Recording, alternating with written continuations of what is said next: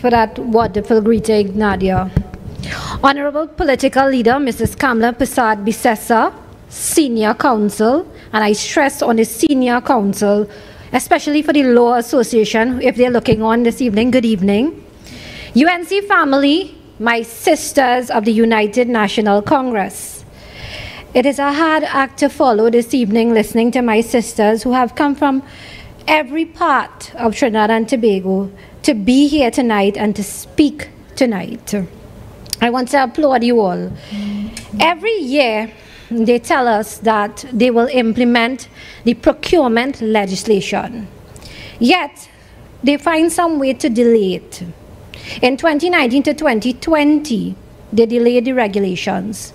Now that the regulations have been passed, they now want to review these regulations.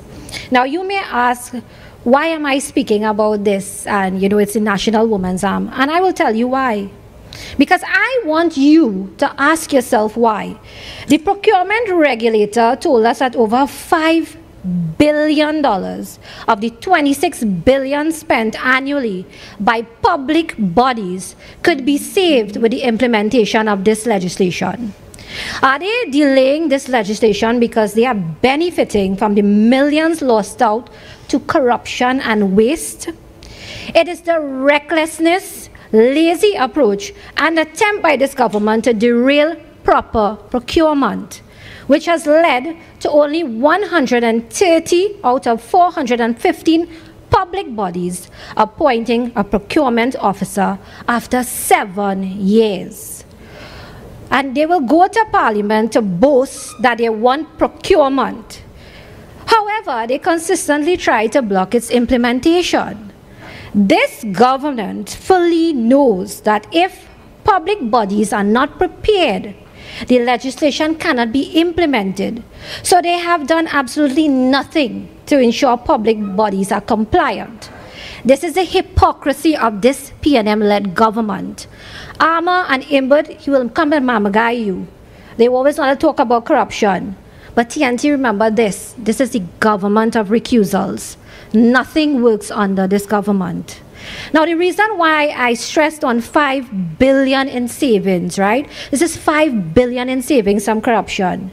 This is $5 billion that could be used today to repair our roads. We are seeing protests from Claxton Bay to Moruga, from citizens begging for roads to be fixed. And Rohan Sinanan says with no shame at all in yesterday's newspaper, he does not have the money. Well, let me show him where he can get the money from. It's simple. Implement the procurement legislation. You will get the money. As I mentioned, the Minister of Works, and I like to say currently, no works, Rohan Sinanan, let me say it to you tonight. If you feel that when you change a permit to a license and you saved $1.50 on each, that is going to be your biggest achievement as a minister, then clearly you have no clue what you are doing. What you continue to do daily is cover your incompetence by shifting the blame on the municipal corporations, yes, our municipal corporations. You are so out of sync with your own ministry when you made the claims that corporations are not willing to partner with you. While you were not even aware that my corporation, Shogunas Borough Corporation, were willing and even offered transportation for road materials. And it was your ministry that claimed that the plant was down. So who to blame, Rohan? How you expect corporations to partner and you can't get your act together? It's always a blame game with this PNM-led government. I would like to state that roadways throughout the country, and if you are a fan of Stranger Things, sometimes you feel as if you're in the upside down. It is in deplorable conditions. It is sometimes impossible. The major reason being funding, and my sister corporations will agree with me. Funding is not being released to our corporations. For example, at the Shogunas Borough Corporation, our materials and supplies both, we were not given our releases, and this is 10 months has passed in the financial year, and we have only received, thus far, $208,321 out of a meager $500,000. $500,000 for a growing borough of Shogunas. It is absolutely ridiculous. The government has already stifled our allocation with a small figure placed on roadworks, coupled with late releases, creating a national road disaster, and we can all agree on that.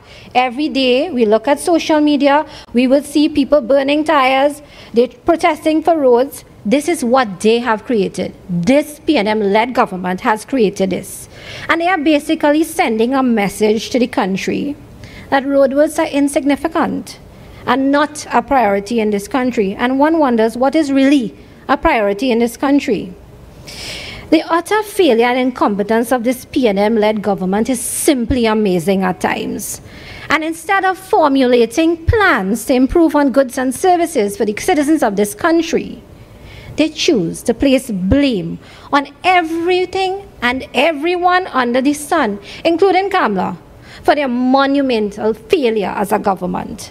I want to speak a little on the crime situation because, as you know, the UNC National Women's Arm, we have held many protest action calling for the crime situation to be addressed by this government. And it is very troubling and very prevalent at this time because we have seen a new trend in the form of home invasions where citizens are being beaten, brutalized, robbed, raped, and killed in the sanctity of their own homes where one should be protected and safe. The murder and rape of women and children continues unabated. While your Minister of National Security, or at times I like to say insecurity, Fitzgerald Hines, instead of implementing plans to combat the crime situation, finds it priority, and I like to say he likes to play Inspector Clouseau, and he's investigating if UNC people paying people to burn tires and protest, as if we have to pay people to burn tires when we pass on every road in Trinidad and Tobago, and as we might end up in another country when we go through the pothole. So that is what he is doing. And then it makes us wonder, is it a deliberate ploy to play a blind eye to the rampant crime situation? So that while citizens are distracted and busy scampering and hiding from criminal elements, you have recusals taking place. And clearly we have a delusional Attorney General who is not sure if he's a junior or a senior in charge of legislation in this country. And that is troubling. I want to say to Fitzgerald Hines tonight, yes, the sleeping minister. We're not sure if he's awake even now as we speak. Hines, it is time for you and your band of misfits that you call a government to go, because this is not a government. If we continue with this, I do not know what will happen to Trinidad and Tobago.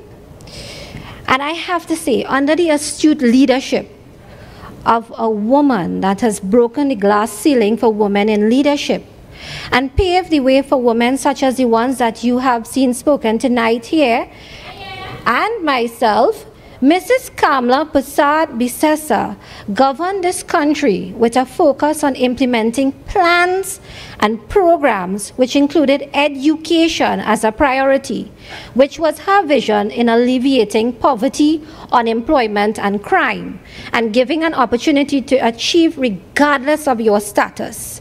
You see, that is the difference with the United National Congress. We do not come here Mondays and Thursdays and at meetings just to criticize this PNM government.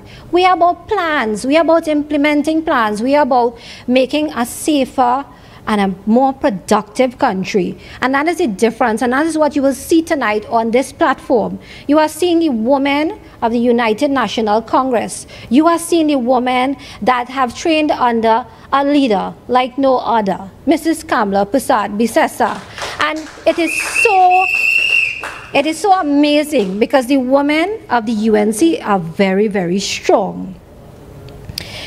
There were equal opportunities for all. That is under Kamla Persad-Bissessar. She created a level playing field. She made it possible that today you and I can hold our heads high and look towards a brighter future. That foundation was laid by none other than Mrs. Kamla Persad-Bissessar.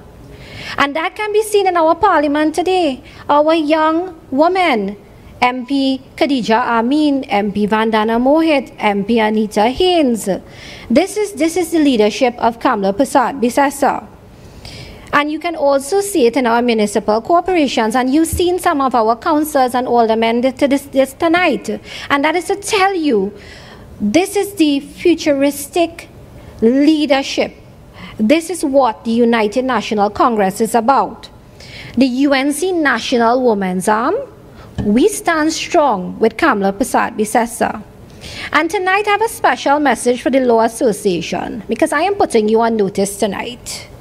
When you come after Kamla Prasad Bisesa, the women of the National Women's Arm, the women of the United National Congress, we will not stand for that. When you come for Kamla Prasad Bisesa, you come for us. And I am letting you know tonight, Kamla Prasad Bisesa will not be bullied into submission for speaking the truth and exposing the lies that you were responsible for doing. So I say tonight, we stand with Kamla Prasad Bisesa. So you bring it, because we are here to support her. So I would say to Amma and friends tonight, come down from there, not Mrs. Kamla Prasad Bisesa. I wish you a good night. Thank you.